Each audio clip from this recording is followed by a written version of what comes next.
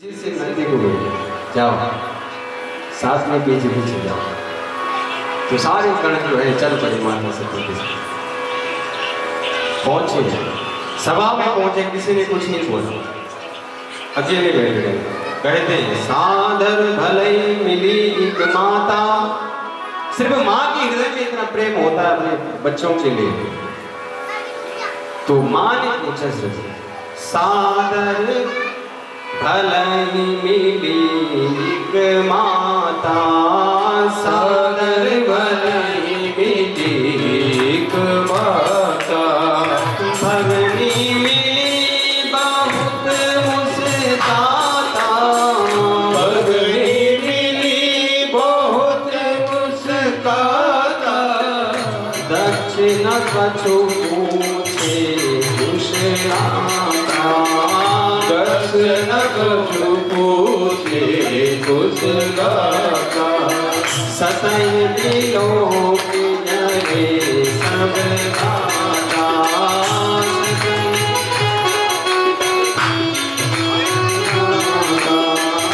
जय सिया राम जय जय सिया राम, जय सिया राम जय जय सिया राम, हरि लाल की जय। तो सती को किसी ने पूछा, माता ने पूछा एक बार,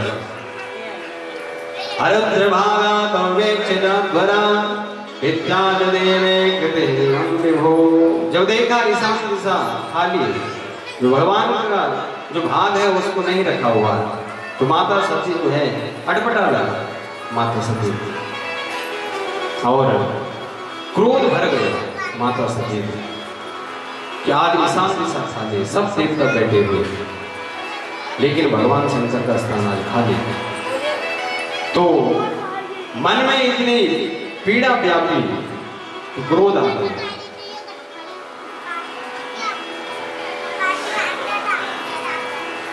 करालृष्णा विरुद्धस्वागा श्यामाय स्वस्ति कोपयत विधोति। अपने पिता को कहा,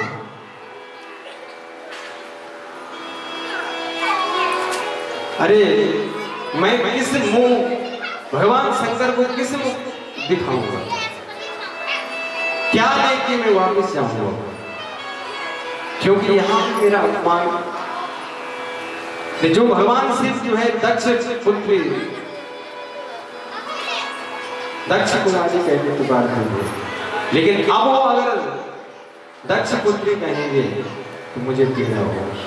सती को क्रोध भर गया, क्रोध में भर करके जो है सती ने करालृष्णाम महाकाल और अग्नि को जो है ग्रहण किया, और जिस यज्ञ कुंड में जो है यज्ञ हो रही थे, क्रोध में भर करके जो है आज सती ने गए उसी में छलांग लगा दिया। अग्नि को प्रकट करके जो है अपने शरीर का त्याग कर दिया। जैसे ही त्याग किया, नंदीश्वर गणों ने देखा कि आज जो माता सती ने त्याग कर दिया, टूट पड़े उस यज्ञ कुंड पर। जितने सब ऋषि मुनि बैठे हुए थे, सब देवता बैठे हुए थे, सब में युद्ध होने लगा। युद्ध होते हुए थे, दोनों किसी की दाढ़ी नोच दी, किसी के दांत तोड़ दिए, लेकिन नारद जी ने जब ये दृश्य देखा तो भगवान शंकर के पास गए और कहा, शंकर जी के पास गए और कहा कि तमस्म देव प्रियाये वेनाम संपद्यवे तत्व कर्माणि मंगलम जागृतो लोकम। अरे भगवान सती ने प्राण त्याग दिया। जैसे भगवान शंकर ने यह समाचार सुना तो अपने जटा का बाल उखाड़ करके नीचे पटका, उससे एक कृत्या पैदा, एक कृत्य पैदा हुई, और उससे जो है एक विकराल पुरुष प्रकट हो गया, वीरभद्र।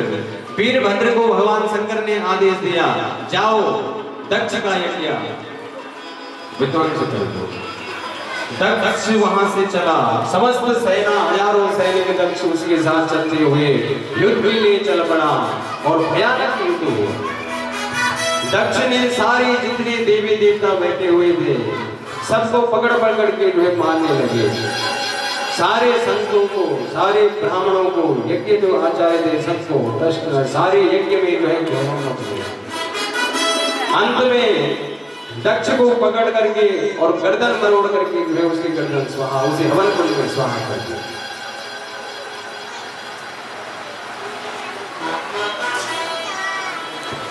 तब सारा यज्ञ जो है विध्वंस हो गया। समस्त जो देवी देवता थे वो ब्रह्मा जी के पास गए और ब्रह्मा जी से निवेदन किया, प्रार्थना की, प्रभु इस यज्ञ को सफल कीजिए। तो ब्रह्मा जी देवताओं को लेकर भगवान शंकर के पास गए और कहा, भूयानुग्रहो भवता कृतो दंडस्तयेमाय कृतो यदप्लब्धः। समस्त देवताओं ने प्रार्थना की भगवान शंकर से, ये प्रभु आप तो जगत का कल्याण करने वाले हैं, आप तो मंगल करने वाले हैं, इसीलिए इस यज्ञ को सफल कीजिए। भगवान शंकर बड़े आशुतोष हैं। भगवान शंकर ने ब्रह्मा जी की बात मान ली और समस्त देवताओं को जो है कहा हम चलेंगे और गए। और भगवान शंकर पहुंचे तो कहा, कह रहे यज्ञ के जजमान को लाओ। यज्ञ का जजमान का तो धड़ से सर अलग कटा हुआ। देवताओं ने कहा सर स्वाहा हो गया, क्या करें? तब एक बकरे का सिर लाया और दक्ष के ऊपर रखा। जैसे सिर लगाया तो दक्ष बोले, भूयानुग्रहो भवता कृतो मे दंडस्त्वयामय कृतो यदपि प्रलब्धा न ब्रह्मबन्धुस्सु न वक्नयज्ञा हरिस्यसितेव यद्वर्तेषु। अरे भगवान आपने जो है अनुग्रह मुझ पे कर दिया। मुझ में इतना अभिमान हो गया था, मेरे अभिमान से सारा जो है खत्म हो गया, नष्ट हो गया। इसीलिए मैं आज क्षमा प्रार्थना करता हूँ। दक्ष ने भगवान से क्षमा प्रार्थना की। भगवान शंकर ने क्षमा कर दिया, क्योंकि भगवान शंकर क्षमाशील हैं। भृगु जी ने कहा, प्रभु मेरी जो दाढ़ी है ये इन्होंने नोच ली आपकी गढ़ में, मुझे भी कुछ दो। तो भगवान ने जो है बकरे की दाढ़ी निकाल कर बकरे की दाढ़ी लगा, कहना किसी से तुम जो है पूसा ने कहा मेरे दांत इन्होंने तोड़ दिए आपकी गढ़ों में। तो उनको कहा भैया इनको जो है सत्तू घोल के पिलाओ, ये आप रोटी पानी में खा सकते हैं।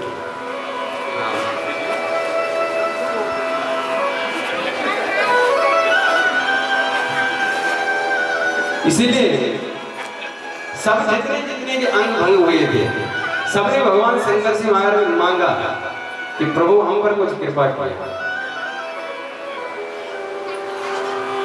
भगत देवता के नेत्र फूटे हुए थे। भगवान ने कहा कोई मित्र दृष्टि से देखो, साथ में एक वो रखो असिस्टेंट, इसलिए मित्र दृष्टि से देखो। तो सब देवताओं का मनोरथ पूर्ण किया, यज्ञ पूर्ण किया। दक्ष ने भगवान से प्रार्थना की, हे प्रभु मेरे में इतना अज्ञान हो गया था कि मैं भगवान शंकर को नहीं पहचानता, जो जगत का कल्याण मंगल करने वाला है। भगवान ब्रह्मा और विष्णु आए, उन्होंने कहा ये जो तीन रूप है हम तीनों एक है, ब्रह्मा विष्णु और शिव। जिसने भेद किया उसके हाल तक जैसे, इसलिए भगवान में भेद नहीं है। भगवान का जो तेज पुंज है कोटि सूर्य समप्रभा, एक देवता में करोड़ों सूर्य का जो है तेज समाया हुआ। एक सूर्य का ताप पृथ्वी में सहन करना बड़ा मुश्किल है, लेकिन एक देवता में वो शक्ति है, वो तेज है जैसे करोड़ों सूर्य में। भगवान के ही सब अंश अवतार आवेश अवतार, भगवान ही सब में वे समाये हैं। ये यज्ञ पूर्ण किया। बोले शंकर भगवान की जय। नील सरोवर नीलमणि नील नील धर श्याम लाजे तन शोभा निरखे कोटि कोटि सत्यताम। अगला मां सती का जो जन्म हुआ वो हिमालय के घर में मां पार्वती के रूप में हुआ। बड़ी तपस्या करके जंगल में जाके घोर तपस्या की, तब भगवान शंकर को प्राप्त किया। तब भगवान शंकर का जो पार्वती के साथ चला। बोले सती महारानी की जय, पार्वती मैया की जय।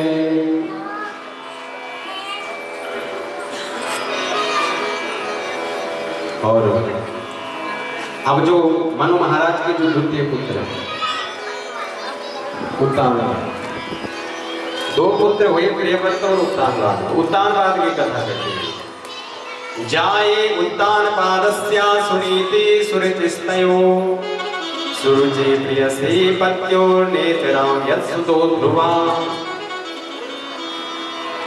दोनों उत्तानपाद की दो रानियां थी, एक सुनीति एक सुरुचि। तो सुनीति जो थी वो धर्म से चलने वाली पत्नी थी।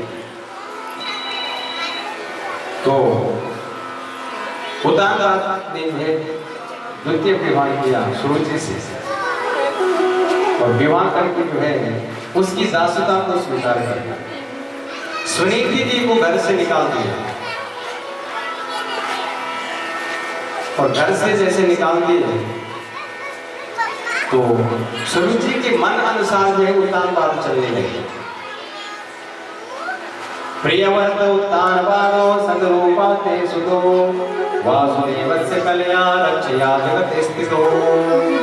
जगत का जो मंगल करने वाले हैं, जो कल्याण करने वाले हैं। उत्तानपाद ने सुनीति जी को जो है घर से निकाल दिया। एक गांव के किनारे एक झोपड़ी बनाते रहने लगे। इन्हीं सुनीति जी का एक पुत्र है ध्रुव, और जो सुरुचि का पुत्र है वो है उत्तम। तो दोनों रानियों से जो है एक एक पुत्र हुआ। लेकिन देखो सुनीति जो धर्म के अनुसार चले वो है सुनीति, और जो सुरुचि है जो मन करे उसके अनुसार चले वो है सुरुचि। तो उत्तानपाद ने गलती ये की कि सुरुचि का जो है सुनीति जी को निकाल करके मैं सुरुचि की जो है दासता स्वीकार कर लिया। एक दिन ध्रुव बच्चों के साथ खेल रहे थे और बच्चों ने कहा, अरे ध्रुव तुम नहीं जानते तुम्हारा पिता कौन है? ध्रुव ने कहा मुझे नहीं पता। बच्चों ने कहा तुम्हारा पिता ये राजा है यहाँ के। तो जैसे ही पता चला ध्रुव को तो ध्रुव चल पड़े कि हमारे पिता के राजा है। अपनी माता को पूछा, माँ तुमने मुझे बताया नहीं हमारे पिता के राजा है। माँ ने कुछ नहीं कहा। सुनिए ध्रुव चलकर गए उत्तानपाद के राजमहल में, और जाकर के जैसे उत्तानपाद ने अपने पुत्र ध्रुव को देखा वैसे हृदय में पिघल गया, हृदय में प्रेम प्रकट हो गया और पुत्र दौड़ा पिता पिता करके और उसको उठा करके गोद में बिठा दिया। जैसे गोद में बिठाया, साथ में सुरुचि बैठे थे, उसने उस पुत्र को गोद से उतार दिया कि तुम अपने पिता की गोद में नहीं बैठ सकते। ध्रुव ने कहा क्यों नहीं बैठ सकते? मैं क्या इनका पुत्र नहीं?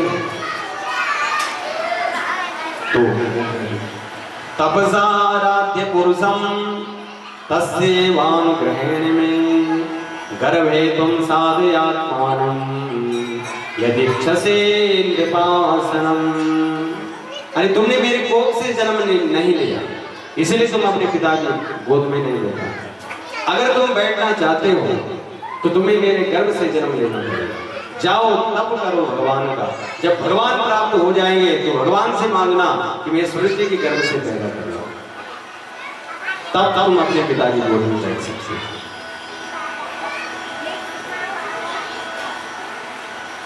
दिल में बात लगे ध्रुव और चल पड़ा रोते हुए। रोते रोते अपनी माँ के पास गया। माँ के पास गया, माँ के पास तो कुछ बोल नहीं पाया, बहुत रोने लगा। माँ ने जब अपने बालक को देखा कि इतना क्यों रो रहा, तो उसके साथियों से पूछा क्या बात है, क्या हुआ। उन्होंने सारी घटना का वृतांत बनाया कि राजमहल में गया था, लेकिन इसकी जो सुरुचि दूसरी माँ है उसने इसको राजा की गोद से निकाल दिया, उठा दिया और कहा कि जब तुम्हें गर्भ से पैदा होगे तब इसमें बैठ सकते हो। ध्रुव ने कहा माँ मैं भगवान को प्राप्त करूंगा, मैं भगवान का तप करूंगा। मां ने कहा बेटा नहीं। अरे उसने कहा तुम अभागिन हो, तुम उस अभागिन का बेटा आज राजा की गोद में बैठ रहा है, तुम्हें अभागिन का। रोने लगा। मां ने कहा बेटा अरे मैं अभागिन हूं, जो राजमहल की रानी थी वो जंगलों में रह रही है, झोपड़ी बनाकर रह रही, मुझसे अभागिन कौन है। उसने ठीक कहा, और जो पता मैं तुम्हें नहीं बता पाए वो तुम्हारी मां ने बता दिया, उसमें तुम भेद ना रखो, वो भी तुम्हारी मां है। तो सुनील की धर्म से चलती है, उनकी जीवन में धर्म है, इसलिए वो अपने पुत्र को जो शिक्षा दे रही है वो धर्म की शिक्षा है।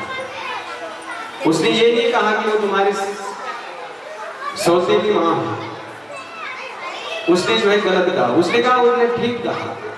अरे जो पता मैंने तुम्हें बता पाए वो तुम्हारी मां ने बता दिया सूरज जी। इसलिए बेटा तुम तप करना, भगवान को प्राप्त करना चाहते हो जाओ, मैं तुम्हें नहीं रोकूंगा। लेकिन मां ने बोल तो दिया, लेकिन हृदय में जो है पुत्र स्नेह की बहुत पीड़ा होगी। ध्रुव जी चल पड़े कि मैं भगवान को प्राप्त करूंगा, और चलते चलते जो है चल पड़े। माता ने जब देखा अपने पुत्र को जाते हुए तो रोने लगी।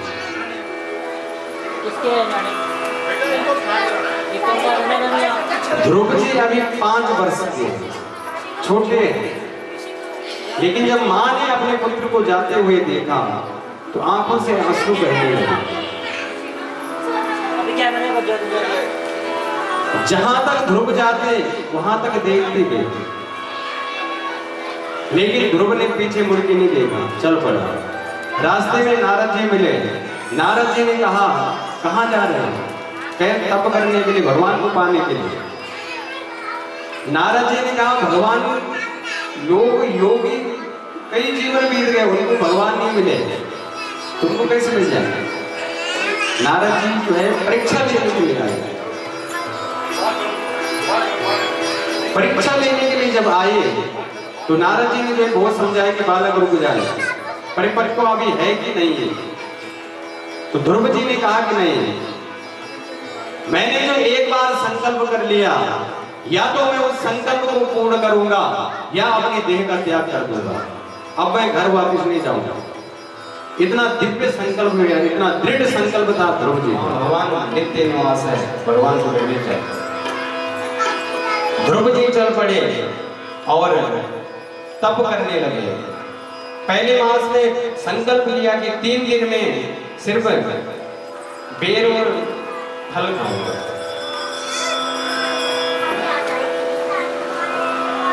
दूसरी मास में 6 दिन में पत्ते चबाऊंगा।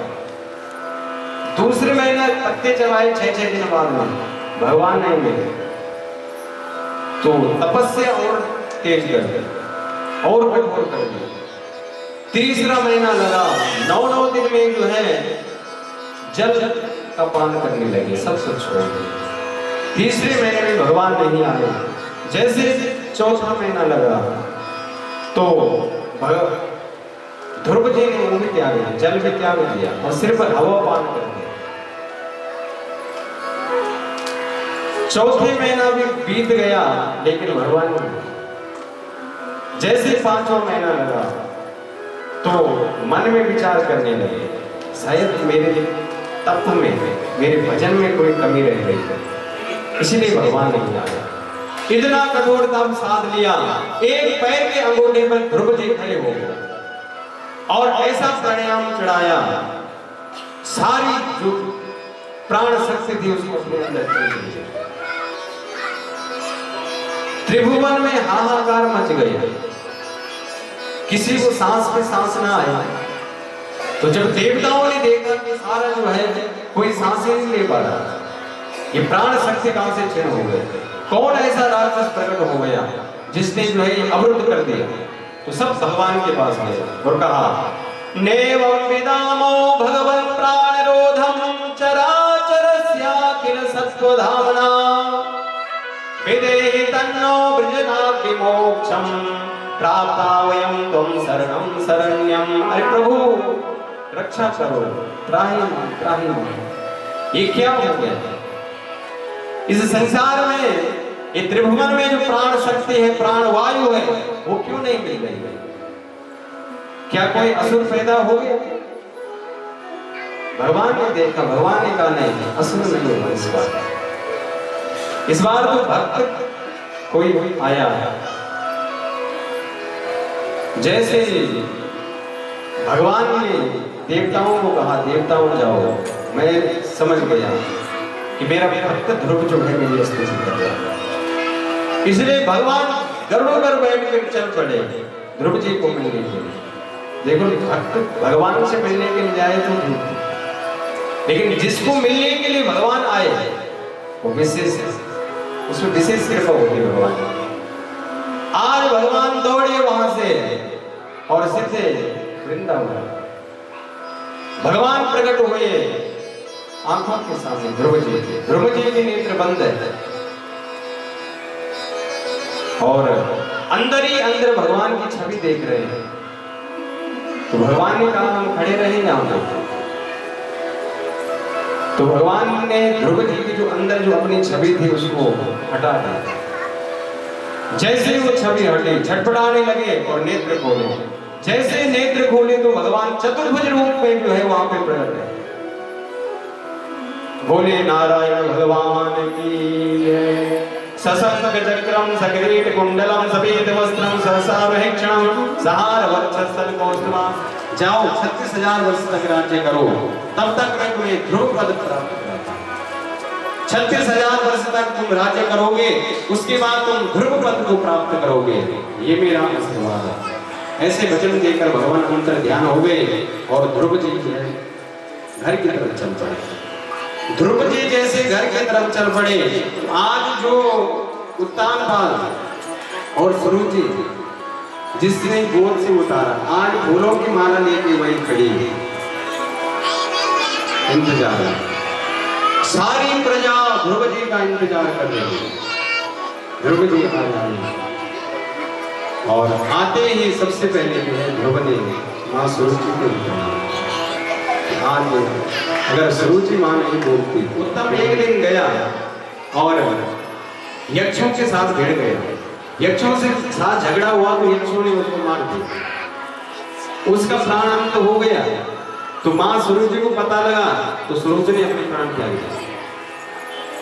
ध्रुव को जब पता चला कि मेरे भाई को यक्षों ने मार दिया तो यक्षों के साथ में अपनी सेना को लेकर युद्ध करने लगे। कई वर्षों तक ध्रुव ने युद्ध किया यक्षों को, कई यक्षों का संहार, हजारों की संख्या में यक्षों का संहार कर डाला। तो तब कुबेर प्रकट हुए। कुबेर ने कहा ध्रुव ऐसा ना करे। जो सत्पुरुष होते हैं, जो भगवान के भक्त होते हैं, वो हिंसा का मार्ग कभी नहीं अपनाते। इसीलिए हिंसा का मार्ग त्यागो। तो तब ध्रुव जी ने जो है हिंसा का मार्ग त्याग दिया और चल पड़े। घर आए और राज्य पूर्ण होते हुए अंत में जब ध्रुव लोग जाने लगे तो वहां पर जो है एक विमान प्रकट हुआ ध्रुव जी का। 36,000 वर्ष जो है पूर्ण राज्य थे। उसके बाद एक विमान प्रकट हुआ, उस विमान में बैठकर जो है ध्रुव चल पड़े। ध्रुव जैसे चलते गए तो एक याद आई कि जिस माँ ने मुझे जन्म दिया उस माँ को मैं छोड़ाया। पार्षदों से पूछा थोड़ा रुक जाइए, तो पलानी मृत्यु की सिर पर पैर रख के जो है ध्रुव पर चढ़ गए। माँ की याद आई, पार्षदों ने कहा तुम्हारी माँ आगे आगे जा रही है, तुम चिंता ना करो। अरे जिस माँ ने ऐसे भक्त पुत्र को जन्म दिया है वो कभी ऐसे ही रह सकती है? कभी नहीं। इसीलिए ध्रुव सगलानि जपै हरि नाम, ध्रुव सगलानि जपै हरि नाम, ध्रुव सगलानि जपै हरि नाम, ध्रुव सगलानि जपै हरि नाम। पायौ अचल अनुपम ठाऊ, पायौ अचल अनुपम ठाऊ, पायौ अचल अनुपम ठाऊ, पायौ अचल अनुपम ठाऊ। भाऊ भाऊ अनक आलसौ, भाऊ अनक आलसौ, भाऊ भाऊ अनक आलसौ, अनक आलसौ। नाम जपत मंगल ऋषि रसौ, नाम जपत मंगल नाम जपत मंगल ऋषि रसौ, नाम जपत मंगल ऋषि रसौ।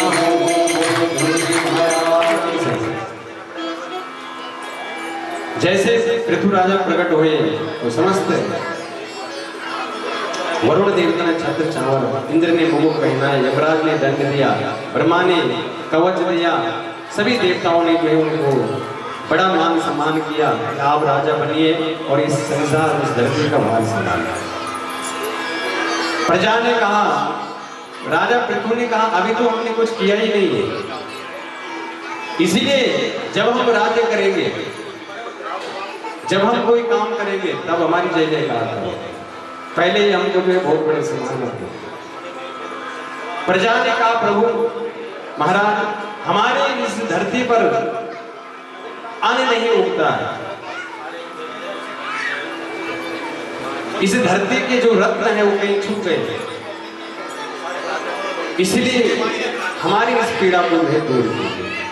ऊपर बारिश नहीं होती है, इसलिए पृथु ने जो है राजा वसुंधरा पृथ्वी को आदेश दिया, वसुंधरा प्रकट हो, तो गौ माता के वेश में जो है पृथ्वी प्रकट हुई।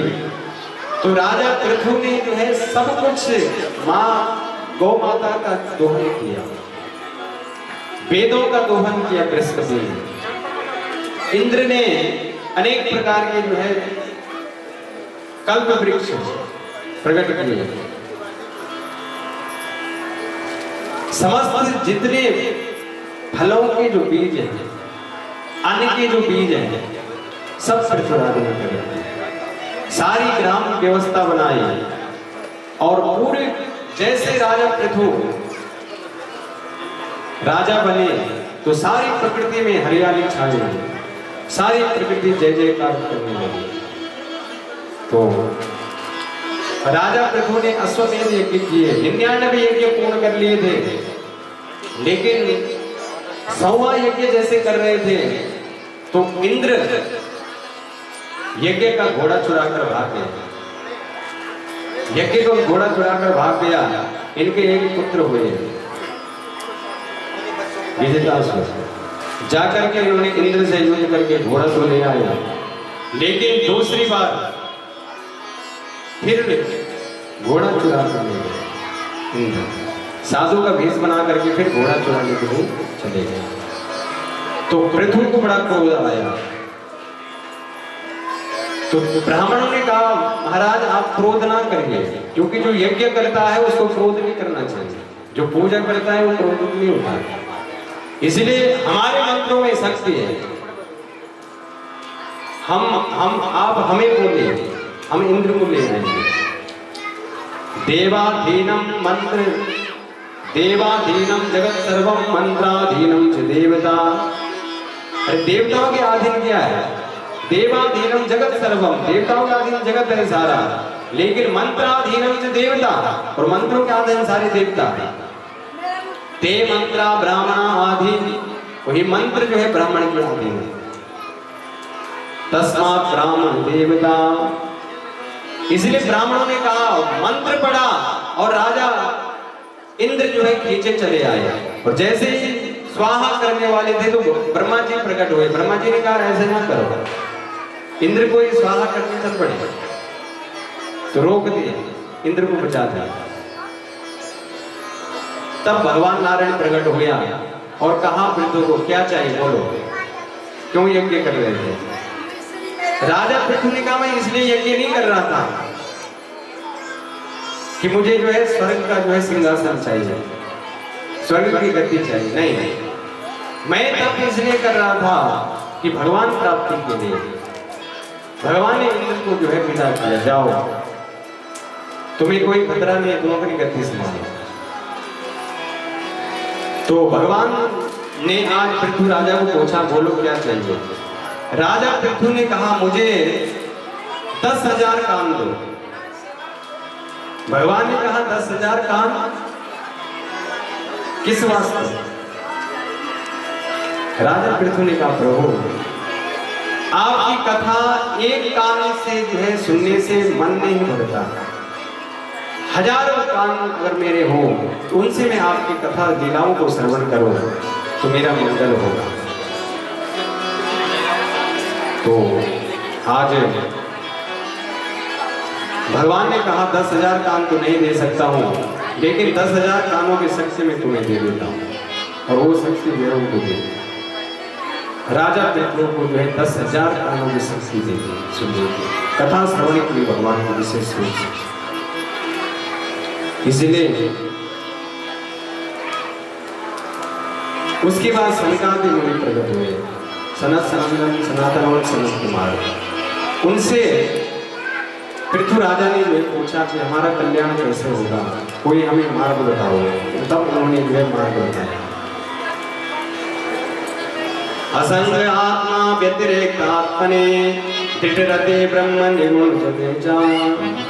कहे राजन जो असंग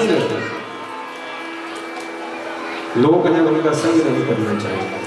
संग करो तो संतों का करो, संग करो तो अच्छा करो, क्योंकि संगति का प्रभाव जीवन में पड़ता है। संग अगर अच्छा होगा तो कल्याण हो जाएगा। इसीलिए दुनिया के भोगों को मत भोगो, उनका परित्याग करो, भगवान का भजन करो। भगवान का नाम जो है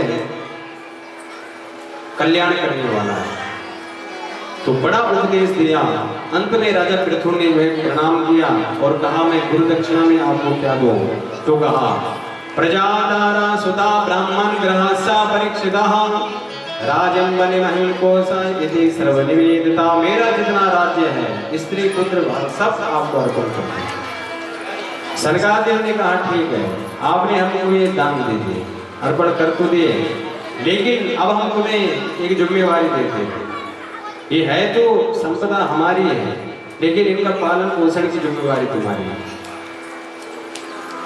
तो पृथु का इनका जो है पालन करो, इनकी रक्षा करो, अपना हक मत जताओ उसे। इसलिए शरीर जो परमात्मा ने दिया है इस पे अपना अधिकार ना जमाओ, इसको एक दिन खाली करना पड़ेगा। अरे किराए के मकान में रहते हैं तो क्या करते वहां पे? चूना पेंट करते हैं? कोई नहीं कराते। ये सोचते मकान मालिक अपने आप करा देते, सजाते नहीं सजाते। ऐसे ही शरीर किला हुआ है, किराया का मकान, पुरंजन और अभिज्ञा। तो दोनों ने जो है, पुरंजन ने कहा भैया चले कहीं घूमने चले, तो अभिज्ञात ने कहा हम कहीं नहीं जाएंगे, तुम जाओ। तो पुरंजन चल पड़ा और 84 लाख नगरों में गया, 84 लाख योनियों में गया, लेकिन कोई योनियां ठीक नहीं मिली, कोई घर ठीक नहीं मिला। तब नवद्वार वाला एक शरीर मिला, मनुष्य शरीर, उसमें चला गया। स्त्री शरीर में गया, स्त्री शरीर में गया तो वहां उसको जो है अपान समान उदान ज्ञान, जो 5 इंद्रियां हैं, 5 प्राण हैं, उनके संबंध में आ गए, उनके राजा मन है, मन के संबंध में आ गए। तो पुरंजन को जो है वो बड़ा सुंदर लगा। वहां पर कहते बुद्धि देवी है, उसके साथ जो है उसकी मित्रता हो गई, और जैसे मन कहता बुद्धि कहती वैसे करता, वैसे करने लगा। चलते चलते एक दिन वृद्धावस्था आ गई। वृद्धावस्था आए तो चंडवेग प्रकट हुआ। चंडवेग ने कहा चलो समय हो गया। उसने कहा मैं छोड़ना नहीं चाहता इसको, बहुत सुंदर लगता, लेकिन जब काल का समय आ जाता है तब कोई नहीं रोक सकता। इसीलिए पुरंजन को कहा चलना पड़ेगा। वो हठपूर्वक जो है पुरंजन को ले गए, मार दिया। और जब मारा तो दूसरा जन्म जो है स्त्री को फिर मिला, और दूसरी जन्म में एक जो है राजा के साथ जो है विवाह हुआ। तो वो शिकार खेलने का गया था, तो किसी ने उसको मार दिया जंगल में। तो उसके लिए जो है सती होने के लिए जा रहा था, दूसरा जन्म जो मिला स्त्री था। तो तब तक जो है अभिज्ञात आ गया। अभिज्ञात ने पुकारा, अरे मित्र रुक जाओ। उसने कहा मित्र, हम तुम्हारे कब से मित्र हो गए? अरे हमारे में जान न पहचान। अभिज्ञात ने कहा तुम हमें नहीं पहचान रहे, हम तुम्हें पहचान गए, तुम हमारे परम सखा है। तो तब बड़ी याद दिलाई। तो जैसे पूरब का याद हुआ, स्मरण हुआ, तो वैसे जो है छोड़ दिया सबसे। कहां सती होने के लिए जा रहा था, किसके लिए, और कहां जब स्मरण हुआ भगवान का, तो पीछे हट गए, आ गया। तो नारद जी ने समझाया ये जो अभिज्ञात है और कोई नहीं है, भगवान है। वो ये जो पुरंजन है ये कोई नहीं है, जीव है। इसलिए जीव और अभिज्ञात जो भगवान है ये सखा है। ईश्वर अंश जीव अविनाशी, चैतन अमल सहज सुख राशि। अरे परमात्मा का तो अंश है सब में, सब में परमात्मा को घट घट में विराजमान है, ईश्वर का अंश है। तो जो अभिज्ञात है वो भगवान है, जो पुरंजन है वो जीव है। तो जीव जो है एक शरीर में, नवद्वार का जो शरीर है वो मनुष्य शरीर है, उसमें प्रवेश किया। बुद्धि से और मन से उसका जो है मित्रता हो गई। 5 हड़ों वाला नाग हुआ, अपान समान उदान ज्ञान, जो इंद्रियां हैं, बुद्धि के साथ जो है मित्रता हो गई। और जैसे मन कहने लगा वैसे नाचने लगा। ऐसे ऐसे शरीर में नाचता, मन कह दिया यहाँ चल पड़े, चल पड़ा, पूरा शरीर चला गया। इसीलिए जो जीव आत्मा है उसको 84 लाख योनियां अच्छी नहीं लगी, सिर्फ मनुष्य जीवन अच्छा लगा। मनुष्य जीवन जो है भक्ति का मार्ग है, भगवान पाने का साधन है। इसीलिए भक्ति से और प्रेम से भगवान का भजन किया। तो पुरंजन ने क्या किया, जो जीव आत्मा है उसके सामने काल प्रकट हो गया, काल ने उसको मार दिया। और जब मारा तो तब भगवान ने उसको बुलाया, आ जाओ। इसलिए पुरंजनों ध्यान सुनाया प्राचीन बरही ने, और 7 दिन तक उस रथ को घुमाया, 7 दिन तक रात्रि नहीं होने दी। तब ब्रह्मा जी प्रकट हुए और कहा बेटा ऐसे ना करो, जिस रात्रि जितना महत्व दिन का है उतना रात्रि का भी। इसलिए जिस रात्रि में कामी पुरुष काम वासनाएं करते हैं, उसमें योगी संत जन जो है दिव्य भगवान का साधना करते हैं। इसलिए हर चीज की जो है महत्ता है। तो उन्होंने अपना परित्याग किया, अपना संकल्प छोड़ दिया और प्रियाव्रत के पुत्र हुए अग्निमित्र। अग्निमित्र जम्बूद्वीप में नौखंड किए और इनके पुत्र हुए नाभिन ने मेरु देवी से विवाह कर पुत्रेष्ट यज्ञ किया। इनके घर में संतान नहीं हुई, पुत्रेष्ट यज्ञ किया। इनके घर में ऋषभदेव भगवान प्रकट हुए। बोले ऋषभदेव भगवान की जय। ऋषभदेव भगवान ने अपनी ओज से जब बारिश नहीं हुई तो अपनी शक्ति से जो है अपने राज्य में बारिश करवा दिया। तो इंद्र को लज्जित किया। इंद्र ने अपनी पुत्री जयंती की विवाह ऋषभदेव से कर दिया।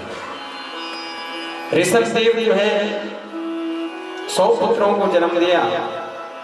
बड़े जो पुत्र थे वो थे भरत। और एक दिन सभी पुत्रों को बुलाकर के जो है ऋषभदेव भगवान ने जो है उपदेश दिया। नायम देहो देह भाजम निर्लोके कष्टान काम न रहते विभुजाम तपो दिव्यम रुद्रकायेन सत्वम शुद्ध्यन्तिमाद ब्रह्म सत्य गुणंदम। ऋषभ भगवान कहते बच्चों सुनो, विषय तक जिनकी बुद्धि सीमित है, संसार तक जिनकी बुद्धि सीमित है, उनकी बुद्धि सिर्फ काम वासनाओं में फंसी हुई है।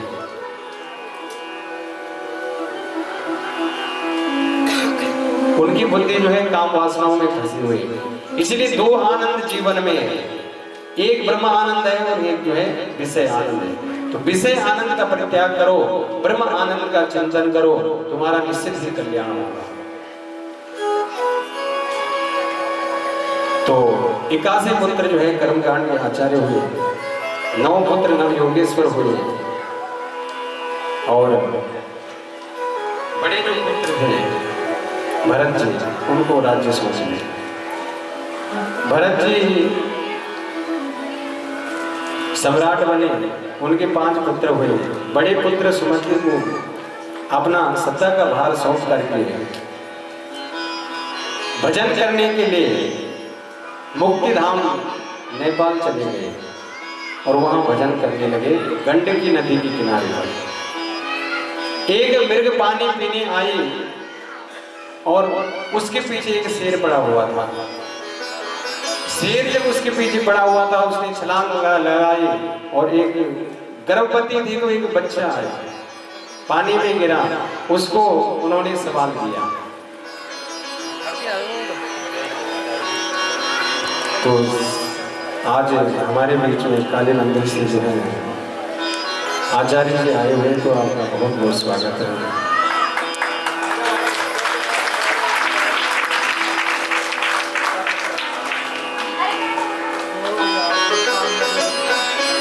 बोले श्री सद्गुरुदेव भगवान की जय। तो ये भगवान के नाम चरणों में स्मरण करते हुए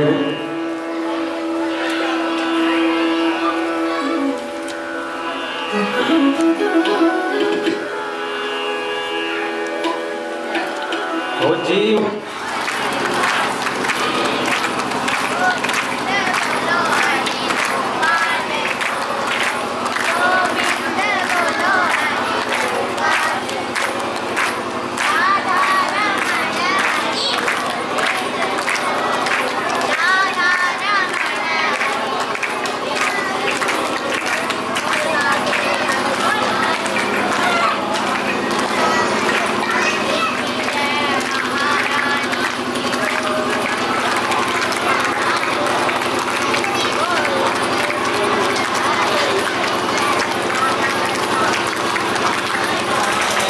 सभी लोग गाएंगे, भगवान का ध्यान करेंगे। ओ नैया वाले जीवन है तेरे हवाले, ओ नैया वाले जीवन है तेरे हवाले, ओ नैया जीवन है तेरे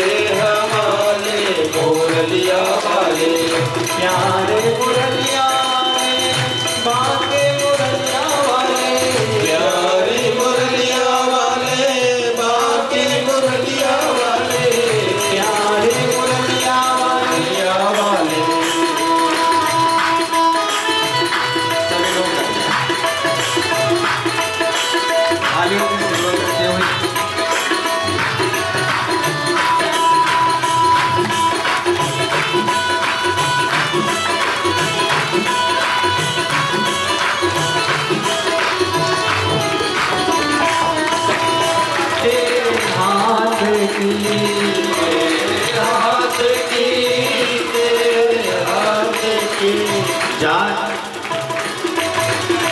चाहे तो जैसे न जाने बोरनिया वाले, चाहे तो जैसे न जाने बोरनिया वाले, चाहे तो जैसे न जाने बोरनिया वाले, चाहे तो जैसे न जाने बोरनिया वाले, जीवन है तेरे हवाले बोरनिया वाले, जीवन है तेरे हवाले बोरनिया वाले।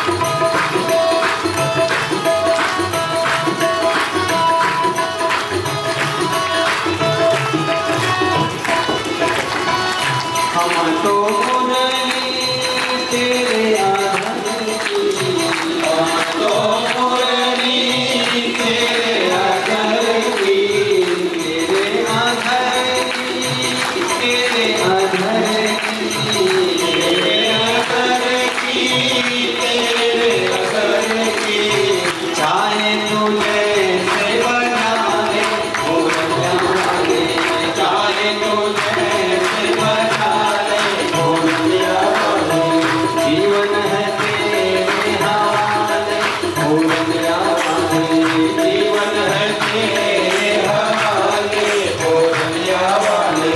बाके बोरनिया वाले प्यारे बोरनिया वाले, बाके बोरनिया वाले प्यारे बोरनिया वाले, जीवन है तेरे हवाले बोरनिया वाले, जीवन है तेरे हवाले बोरनिया वाले।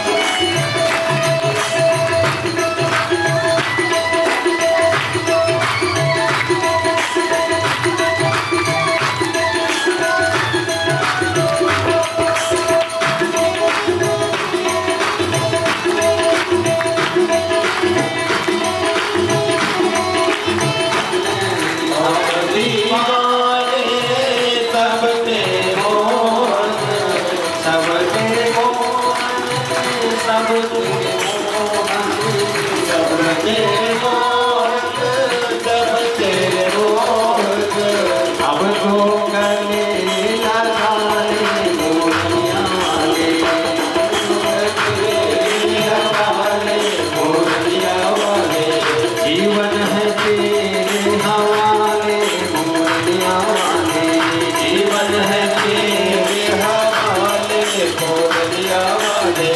प्यारे बोरनिया वाले, प्यारे बोरनिया वाले, प्यारे बोरनिया वाले, प्यारे बोरनिया वाले, जीवन है तेरे हवाले बोरनिया वाले, जीवन है तेरे हवाले बोरनिया वाले, जीवन है तेरे हवाले बोरनिया वाले, जीवन है तेरे हवाले बोरनिया वाले, जीवन है तेरे हवाले बोरनिया वाले, जीवन है तेरे हवाले बोरनिया वाले, बोरनिया वाले, बोरनिया वाले, बोरनिया वाले, बोरनिया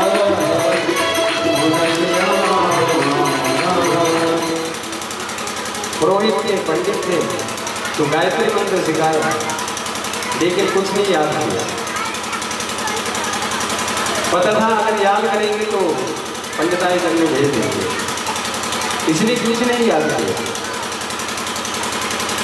और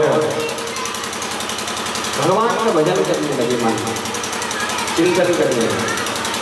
माँ बाप तो चले गए, भाइयों ने देखा घर में पड़े रहते, कुछ नहीं करते थे। जाओ इनको खेत में लगा दो। खेत में इनकी ड्यूटी लगाई, तो जिस खेत में लगाए वहां कुछ पंछियां आई। पंछियां जैसे आए तो पहले तो उड़ाया, लेकिन फिर मन में विचार आया कि ये क्या खाएंगे। अरे राम जी की चिड़िया है, राम जी का खेत है, हमने तो नहीं बनाई। इसलिए राम जी की चिड़िया राम जी का खेत, आओ रे चिड़िया भर भर पेट, आओ रे चिड़िया भर भर पेट। पंछियों को बुलाने लगे, आओ आओ। भाइयों ने देखा शाम को कि सारा खेत जो है साफ कर दिया, तो वहां से उनको भगा दिया। हमने सोचा तुम खेत की रखवाली करोगे, तुमने ये सारे खेत जो है बर्बाद कर दिया, सारा अन्न जो है डुबा दिया। वहां से चल पड़े, रास्ते में किसी ने पकड़ लिया। माँ काली से प्रार्थना की थी कि माँ घर में अगर पुत्र होगा तो मनुष्य बलि दे दूंगा, तो कोई नहीं मिला, यही मिला जड़ भर। पकड़ करके जो है भद्रकाली के पास ले गए, और जैसे बलि दे रहे थे इसलिए गर्दन में, कह रहे गर्दन झुका, तो इन्होंने झुका दी माता की आगे चले। जैसे तलवार उठी, माँ काली प्रकट हो गई। माँ काली प्रकट होकर के जो है जितने वो रहते थे सबको मार दिया और इसको प्रवेश बना जड़ भर। बड़ी प्रसन्न हो गई माता को हाथ जोड़ा। जयंती मंगला काली भद्रकाली कपालिनी दुर्गा क्षमा शिवा धात्री वासुदा नमोस्तुते। ये माँ आपने मेरी रक्षा की, मैं आपको प्रणाम करता हूँ। बड़ी स्तुति है। आगे चले जा रहे थे, एक जगह पे सिंध सूबेदार देश के राजा थे, वो जा रहे थे, तो रास्ते में पालकी ढोने वाला एक कहर बीमार हो गया। तो राजा ने कहा तो रास्ते में मिल जाए उसी को पालकी में लगा दो, तो कोई नहीं मिला, जड़ भरत नहीं मिला। उन्होंने देखा बड़ा अटक कोई को जो है पालकी में लगा दिया। तो भगवान की मस्ती में मस्त रहते हैं, जैसे कोई बोलिंग कर देते तो पालकी उठा दिया, चल पड़े। लेकिन जैसे रास्ते में चींटी आती है वैसे उछल पड़ते। जैसे उछले तो राजा का सिर टकराया ऊपर पालकी में। राजा ने देखा, देखो कितना दुबला पतला है, चलना भी नहीं आता है। तो कहा कोई बात नहीं देखो। फिर आगे चल, फिर चींटी आए, फिर उछले। इस बार राजा क्रोधित हो गए और कहा कि मैं तुम्हें दंड दूंगा। तुम जानबूझकर अगर ये काम करते हो कि मुझे राजा भार मुक्त कर देगा, तो भार मुक्त करने वाला नहीं, मैं तुम्हें दंड दूंगा, तुम दंड के अपराधी हो। लेकिन जड़ भरत ने कहा, अनग राजा रघुवर बोलने लगे, तो जड़ भरत ने सोचा अगर बोलेगा, सत्संगी राजा है, धार्मिक राजा है, अगर मुझ जैसे संत को बोलेगा तो ये नरक जाएगा। तो आज बोल पड़े राजा ने, अरे कौन पतला कौन मोटा? पतला और मोटा होना तो शरीर का धर्म है, आत्मा का नहीं है। आत्मा की न पतली है न मोटी, आत्मा को शासन तत्व है। इसलिए जो पतला है जो मोटा है वो शरीर है, मैं शरीर नहीं हूँ, मैं तो परम शाश्वत ब्रह्म चेतन हूँ, परमात्मा का स्वरूप। तो राजा ने जैसे ये बात सुनी तो हृदय में जो है ज्ञान प्रकट हो, कह रहे कोई साधारण नहीं हो सकता। जैसे नीचे देखा तो देखा कि कंधे में जंगल, तो वैसे राजा नीचे उतरे और दंडवत प्रणाम कहा, प्रभु आप कौन हैं? आप हमारे गुरुदेव कपिल तो नहीं है। जड़ भरत ने कहा मैं वो कपिल देव नहीं है। तो राजा ने कहा प्रभु मैं एक चीज से डरता हूं, किसी से नहीं डरता हूं, ना हम विसंगे, ना मैं इंद्र के वज्र से डरता हूं, ना यम के दंड से डरता हूं। इंद्र कुलस्म सूत्र विशाला, काल दंड हरि चक्र कराला, जो इनकर मारे नहीं मरे, विप्र रोष पावक सो डरे। अरे जो इंद्र के दंड से और यम के दंड से नहीं मरता, वो ब्राह्मण के श्राप से मर जाता। इसीलिए मैं इसी चीज से डरता हूं कि किसी ब्राह्मण किसी संत का अपराध ना हो, क्योंकि अगर इनका अपराध हो गया तो भगवान भी उसकी रक्षा नहीं करते। इसलिए सुख शांति भगवान। आप कौन है बताइए? जड़ भरत ने कहा मैं भी पूरे इस सृष्टि का राजा रह चुका हूं, लेकिन कुछ नहीं। आत्मचित का जो है तत्व करो। नैनम जदन्ति शस्त्राणि नैनम कहते भाव का, न जैनम क्लेदेन त्यागो नासो सुति मारुतः। अरे आत्मा का दिव्य स्वरूप भगवान का चैतन्य स्वरूप है, उनका चिंतन करो, कल्याण हो जाएगा। भगवान का जो है स्वरूप का वर्णन करो, भगवान का चिंतन करो। तो राजा ने कहा प्रभु आपने कहा कि मैं ना शरीर हूं, मैं शरीर नहीं, मैं आत्मा हूं, तो आत्मा को पीड़ा नहीं होती। जैसे कोई चावल बनाए तो उसमें जल डाले, बाहर पात्र में डाले, तो पात्र जब गर्म होगा तो जल गर्म होगा, जल गर्म होगा तो उसमें पड़े हुए चावल दाल गर्म होंगे तो पिघल जाए। ऐसे जब शरीर को जब ताप दंड मिलेगा तो इंद्रियों को कष्ट होगा, मन को कष्ट होगा, और मन को अगर कष्ट होगा तो आत्मा को कष्ट नहीं होगा। तो जड़ भरत ने कहा कि तुमने ज्ञानियों के साथ में ज्ञान वाली बात को सीख ली, लेकिन तुमने कभी देखा कि आत्मा को कभी देखा है? अरे ये तो सब पदार्थ है जिसका तुमने उदाहरण दिया है।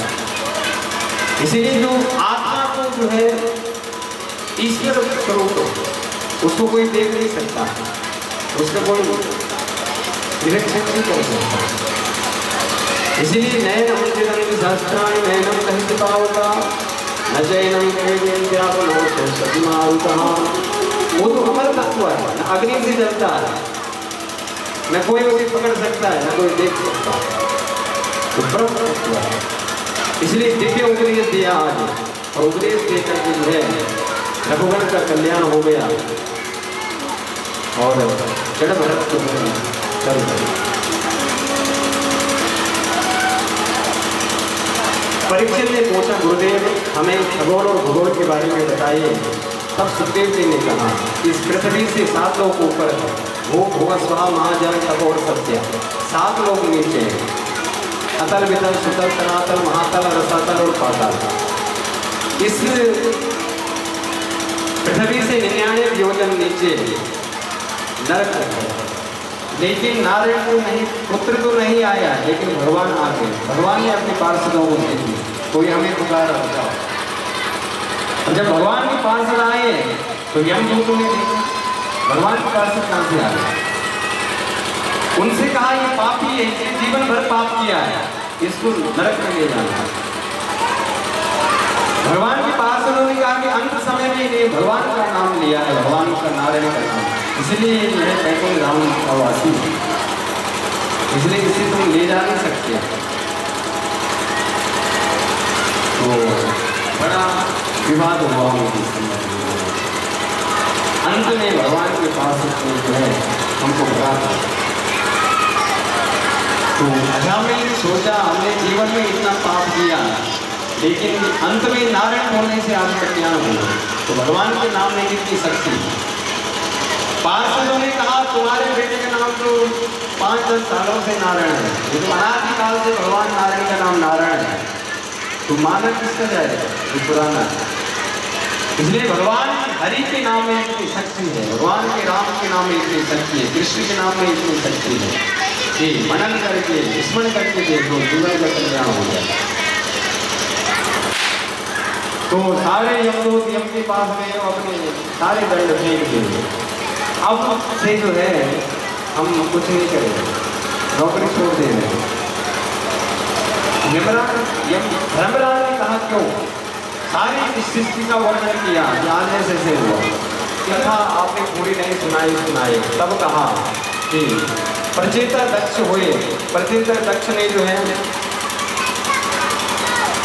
नारद जी को पूछा कि कोई हमें ऐसा मार्ग बताए जिससे जो है कल्याण हो।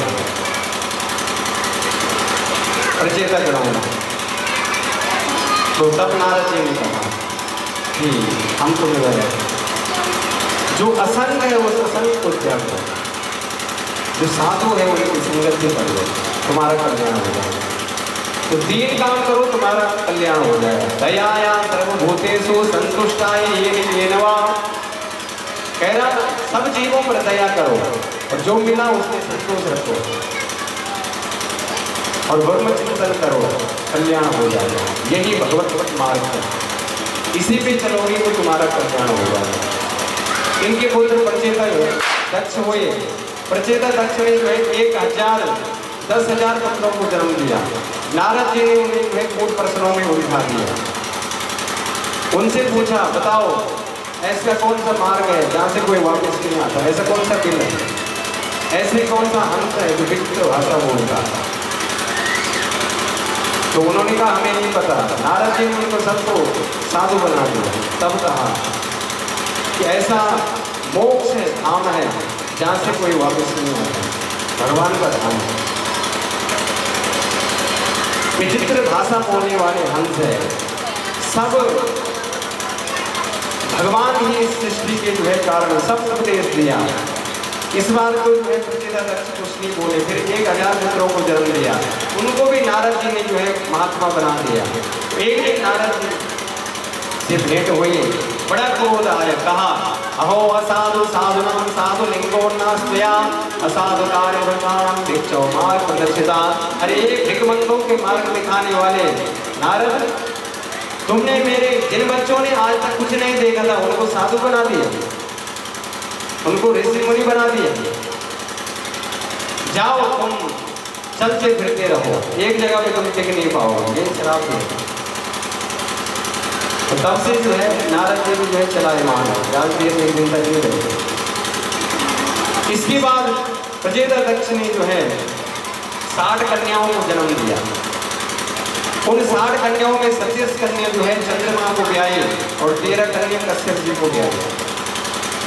कश्यप जी को जो कन्या दिति अदिति धनु काष्ठा सुरसा इला 13 कन्या हो गया। इनमें से दिति नाम की पत्नी से दैत्य उत्पन्न हुए और अदिति से देवता उत्पन्न हुए। दिति की एक रचना नाम की कन्या थी, उसका विवाह वशिष्ठ मुनि के साथ हुआ और वशिष्ठ मुनि इनसे जो है 2 पुत्र प्राप्त हुए, विश्वरूप और सन्निवेश। तो एक बार जो है देवताओं ने जो है विश्वरूप को जो है अपने गुरु बनाया। तो परीक्षित ने पूछा देवताओं के गुरु तो बृहस्पति है, तो विश्वरूप को क्यों गुरु बनाया? तो तब कहा एक बार बृहस्पति जी इंद्रलोक में गए, स्वर्ग में। इंद्र अप्सराओं का नृत्य देख रहे थे, लेकिन देख करके जो है इंद्र ने जो है अपने गुरुदेव की तरफ नहीं देखा। बृहस्पति जी नाराज हो गए, वहां से चल पड़े। आगे चल पड़े तो तब इंद्र ने ढूंढा लेकिन नहीं मिले। तब ब्रह्मा जी के पास गए, पूछा अब क्या करें? ब्रह्मा जी ने कहा विश्वरूप को जो है गुरु बना दो। तब विश्वरूप को जो है गुरु बनाया और विश्वरूप ने जो है नारायण कवच का उपदेश जो है देवताओं को दिया। बड़ा दिव्य पाठ सुनाया, लेकिन बड़े बड़े यज्ञ करवाए।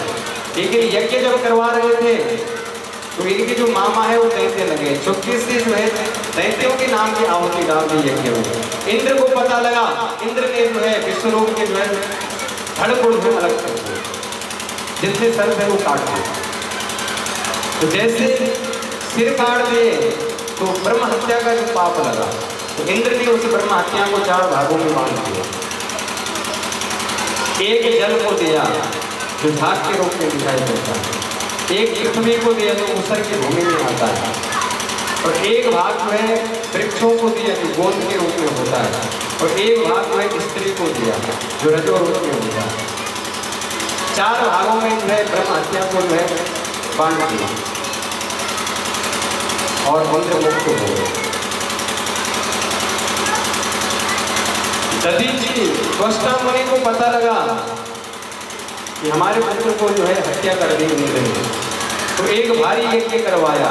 उस यज्ञ में कुछ मंत्र त्रुटि हो गई और एक बहुत बड़ा जो है असुर प्रकट हो गया। वृत्रासुर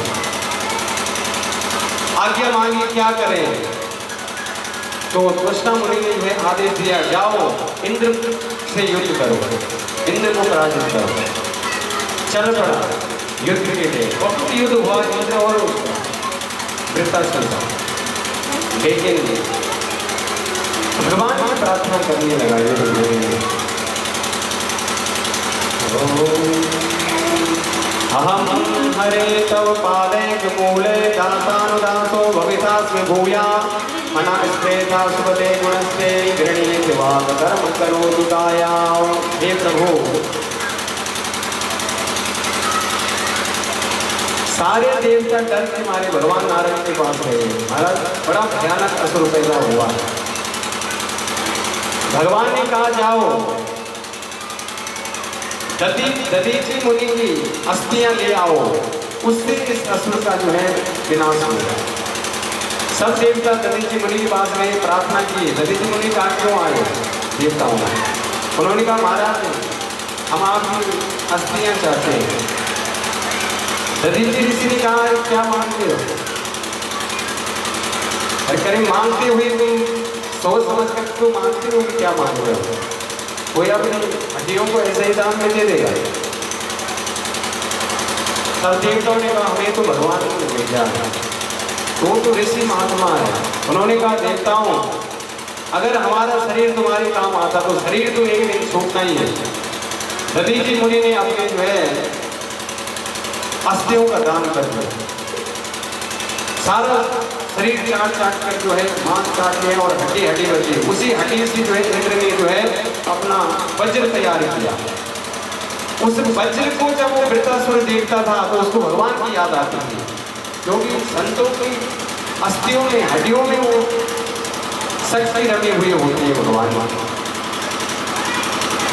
तो जैसे ही वृत्रासुर ने उस वज्र को देखा तो भगवान की स्तुति करने लगे, हे प्रभु मैं आपका दास नहीं बन सका, लेकिन आपका दास अनुदास बन जाए, ये कृपा मुझ पर करें।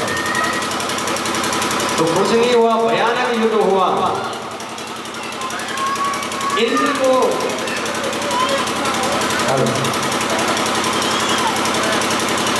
बहुत युद्ध हुआ। समय आते आते जो है इंद्र को जो है वृत्रासुर ने निकल लिया।